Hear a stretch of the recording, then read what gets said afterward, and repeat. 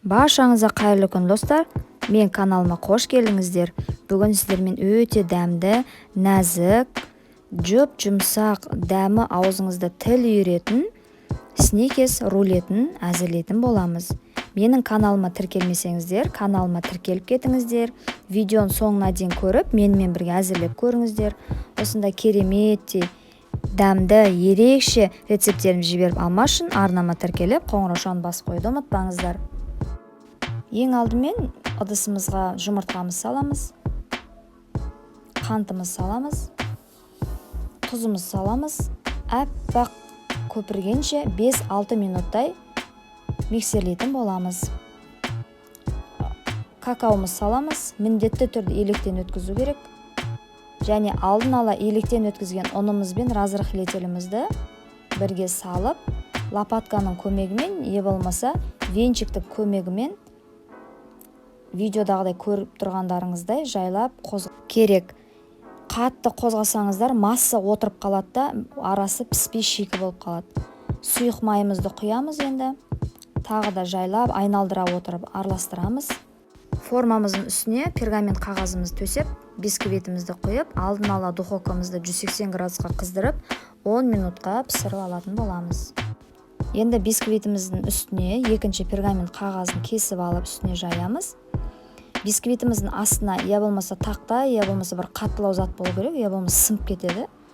Келесі бетіне төңкеріп, бетінде пергамент қағазын алып тастап, сразу ыстық күйінде орауымыз керек. Егер ол суып кетіп, орайтын болсақ, рулетіміз сынып кететін болады.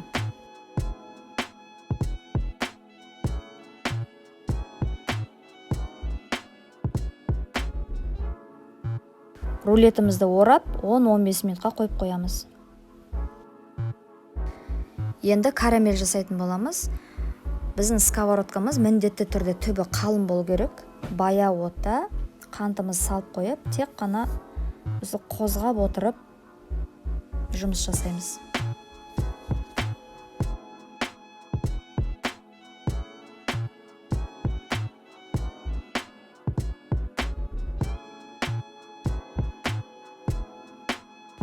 Қарап отырсаңыздар, түбі жайлап өзі еріп келе жатыр.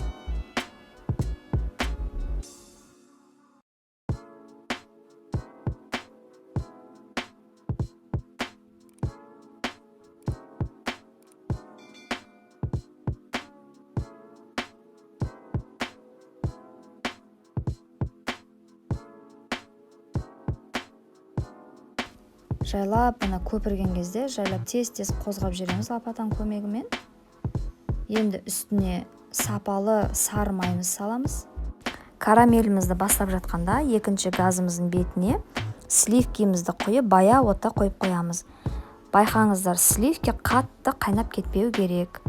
Орташа ыстық болу керек. Орташа ыстықта қантымыз толықта еріген кезде карамельдің үстіне сливкимізді құйып жіберіп, 1-2 минуттай лопатаның көмегімен қозғаймыз. Міне біздің карамеліміз дайын болды.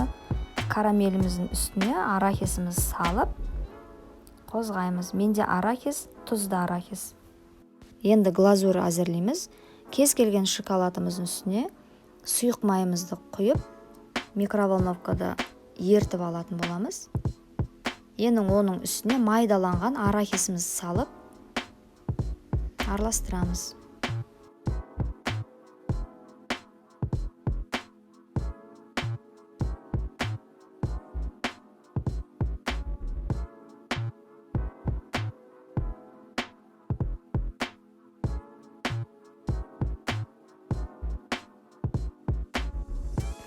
Енді бисквитіміздің үстіне дайын болған карамелімізді салып, ортасына теп-тегіс етіп жайып шығатын боламыз.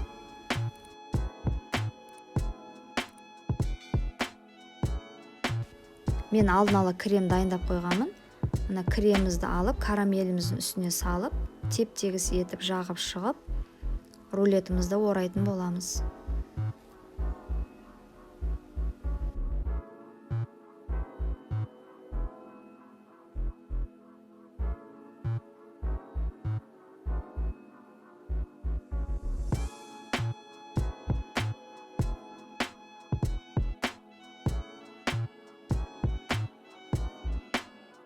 алдын ала дайындалып қойған глазурымызды рулетіміздің үстіне теп-тегіс етіп жайып шығамыз. Лопатканың көмегімен, не болмаса қасықтың көмегімен жайып шығатын боламыз. Міне біздің рулетіміз дайын болды.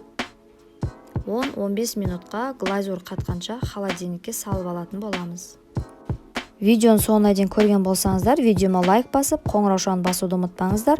Комментарий қалдыруыңызды сұраймын. Алдыңғы уақытта түрлі рецепттерімді жіберіп алмас үшін міндетті түрде арнама тіркеліп, қоңыраушаны басуды ұмытпаңыздар. Сіздермен бірге болған Бауырсақ Фуд ас болсын.